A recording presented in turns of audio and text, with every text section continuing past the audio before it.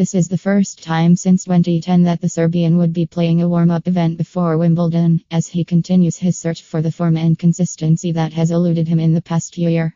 Djokovic has fared pretty well at the All England club without a warm-up event in the last half a dozen years, claiming 3 Wimbledon titles, 1 runner-up finish, and a semi-final, but has opted against the norm this year as he continued to shake things up in an attempt to regain his long-lost form. Djokovic's problems started at Wimbledon last year. The Serbian looked set to dominate the tour for the foreseeable future when he won the French Open title to complete his career slam, but what followed was a bizarre loss of form that has persisted till this day. While Djokovic's third-round loss to Sampdoria last Wimbledon was a huge shock, it was generally perceived as nothing more than a minor blip which will be corrected in the next tournament.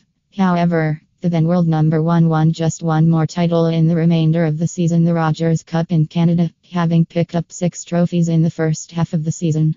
A title window at the start of 2017 suggested an upturn in fortunes, but things only got worse after that as the Serbian crashed to a stunning second-round loss to wildcard Denis Istomin at the Australian Open, ending his 2-year reign as the Australian Open champion. He would later surrender Masters 1000 titles in Indian Wells and Miami, the latter because of an injury-induced withdrawal.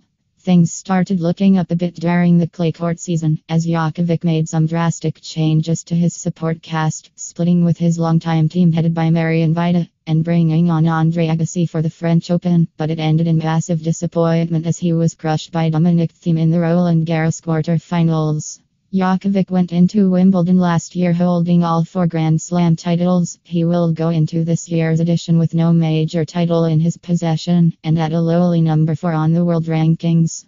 Can he retrace the road to redemption in Eastbourne this week?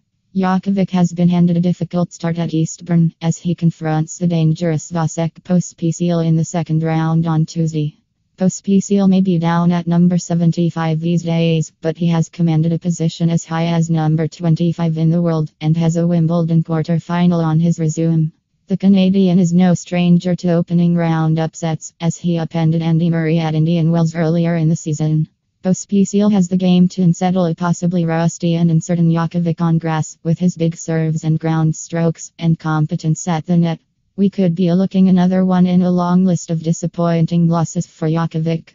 The Canadian has enjoyed bags of playing time on grass this season. He is into his 3rd straight main draw on the surface, and he has had to come through the qualifiers in all 3. He reached the quarterfinals at Hertogenbosch, falling to the in-form Marin Cilic, lost a 3rd set tiebreak to Germany's Dustin Brown in Halle, and defeated Jerry Veasley in his Eastbourne opener, setting up this second round meeting with Djokovic.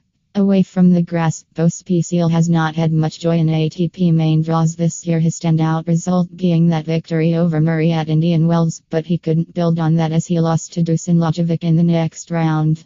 In fact, he made only 2 ATP main draw appearances before the grass court season, Indian Wells and Doha a few weeks earlier. Instead, he has been slowly rebuilding his ranking on the Challenger Tour, winning the title in Busan and reaching the final in San Francisco. Djokovic has dominated this matchup, winning all 4 previous meetings in straight sets, but the Serbian has not been operating at his best for a while. That, coupled with the fact that this is his first match on grass this season, against